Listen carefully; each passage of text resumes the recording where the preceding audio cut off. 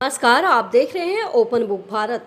शिवसागर अखिल गोगोई का आरोप, कोयला और रेत माफिया की वजह से 3 जिले तबाह। शिवसागर के विधायक अखिल गोगोई ने बाढ़ की स्थिति के लिए कोयला और पत्थर माफिया को जिम्मेदार ठहराया। उन्होंने मीडिया के सामने कहा कि कोयला माफिया और बालू रेत माफिया की वजह से 3 जिले नष्ट हो गए हैं। अखिल गोगोई ने शिवसागर के 2 ऐतिहासिक महिला शिक्षण संस्थानों फुलेश्वरी उच्चतर माध्यमिक विद्यालय और शिवसागर गर्ल्स कॉलेज का निरीक्षण किया। दोनों संस्थान बाढ़ के पानी से बुरी तरह क्षतिग्रस्त हो गए और कई भवन प्रभावित हुए हैं। विधायक अखिल गोगोई ने गर्ल्स कॉलेज को 5 लाख रुपये और फुलेश्वरी उच्चतर माध्यमिक विद्यालय को 2 लाख रुपए की आर्थिक सहायता प्रदान की। उन्होंने मुख्यमंत्री से दोनों शिक्षण संस्थानों का दौरा करने और संस्थानों को दिए जा रहे मुआवजे की राशि बढ़ाने की अपील की। साथ ही बाढ़ प्रभावित परिवारों को दोबारा 10 लाख रुपए मुआवजा देने की मांग की। शिवसागर से अपर्णा भराली की खास रिपोर्ट।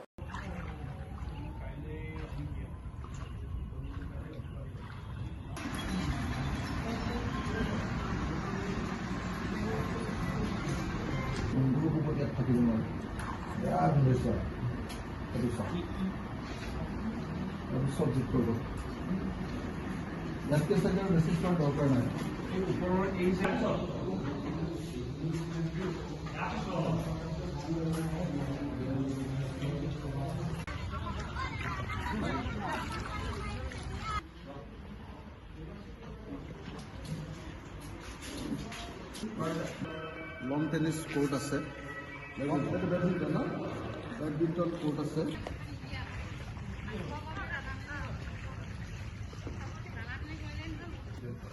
এক ফুট পড়লৈকে পানী উঠিছে।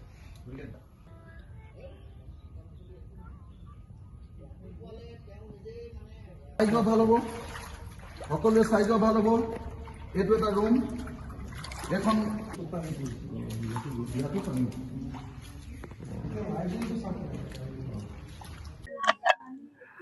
যে শিৱসাগৰত যি আমাৰ শিৱসাগৰৰ মূল ঠাই যিটো শিৱদৌলৰ কাষতে থকা শিৱসাগৰ গাৰ্লছ কলেজ পৰিভ্ৰমণ কৰিলোঁ। সম্পূৰ্ণৰূপে ধ্বংস হৈ গৈছে তেওঁলোকৰ হোষ্টেলৰ ৱাৰ্ডেনৰ ঘৰত সোমালোঁ, হোষ্টেলৰ ষ্টুডেণ্টবিলাকৰ ঘৰত সোমালোঁ। ছোৱালী স্কুল, ঐতিহাসিক এখন বালিকা বিদ্যালয়, ফুলেশ্বৰী উচ্চতৰ মাধ্যমিক বালিকা বিদ্যালয় 115 বছৰ পুৰণি। লাইব্ৰেৰী ৰুম নাই, ডিজিটেল ৰুম নাই। যি ৰুমত, যি ক্লাছ ৰুম বা আমাৰ হেডমিষ্ট্ৰেছৰ ৰুম, প্ৰিন্সিপালৰ ৰুম, আমাৰ আপোনাৰ এটা আলমাৰীত যে 4টা খলপা থাকে, 3টা খলপাৰ কিতাপ পুৰা ধ্বংস হৈ গ'ল। এতিয়া অসমৰ মুখ্যমন্ত্ৰীয়ে কৈছে যে এখন শিক্ষানুষ্ঠানক আমি 2 লাখ 3 লাখ টকা দিম। প্ৰকৃত অৰ্থত বানপীড়িত পৰিয়ালবিলাকক 10 লাখ টকাকৈ দিবৰ কাৰণে, এটা পৰিয়ালক 10 লাখ টকাকৈ দিবলৈ কৈছোঁ।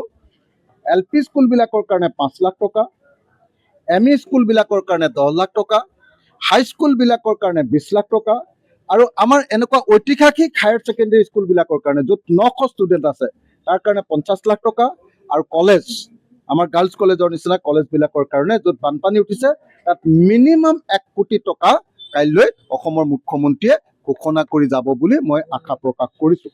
সেইকাৰণে আজি মই আপোনালোকক নিমন্ত্ৰণ কৰি আনি অসমৰ মুখ্যমন্ত্ৰীয়ে যাতে কথাটো জানিব পাৰে যে কাইলৈ একদম চাৰ্কিট হাউচৰ ওচৰতে থকা আমাৰ শিৱদৌলৰ কাষতে থকা ফুলেশ্বৰী হায়াৰ ছেকেণ্ডেৰীখন মই তেখেতক দেখুৱাব খোজোঁ।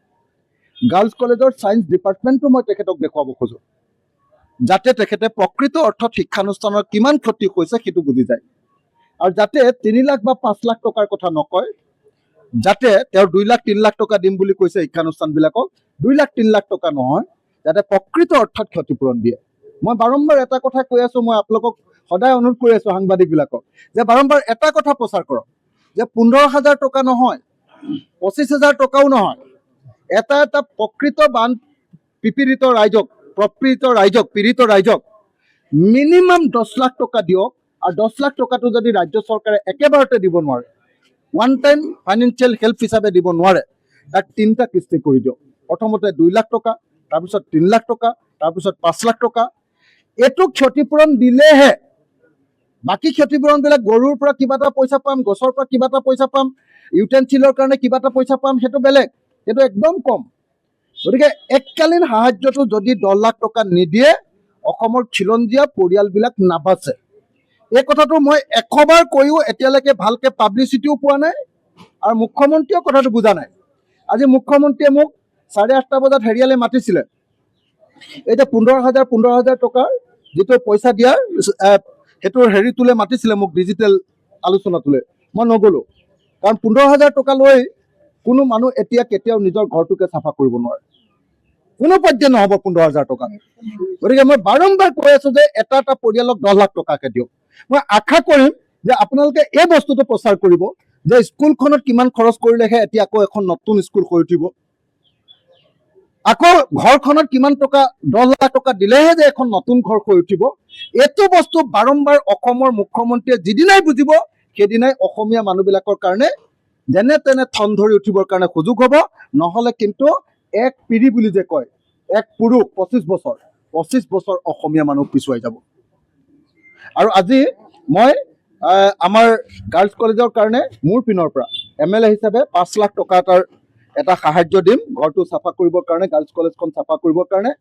আৰু আমাৰ ফুলেশ্বৰী স্কুলৰ কাৰণে 2 লাখ টকা এটা দিম তেখেতসকলৰ স্কুলখন চাফা কৰাৰ প্ৰাথমিক কাম এটা কৰিবৰ কাৰণে। বাকীটো মই চৰকাৰৰ পৰা উলিয়াই দিব লাগিব, মইতো আৰু ইমান বেছিকৈ দিব নোৱাৰোঁ।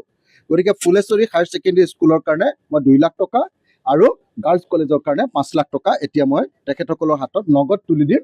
আৰু আশা কৰোঁ যে এইটো সামান্য সহায়, তথাপি শিৱসাগৰৰ ৰাইজৰ প্ৰতিনিধি হিচাপে মই কৰিব পৰা সহায়টো তেওঁলোকক কৰি যাব খুজিছোঁ।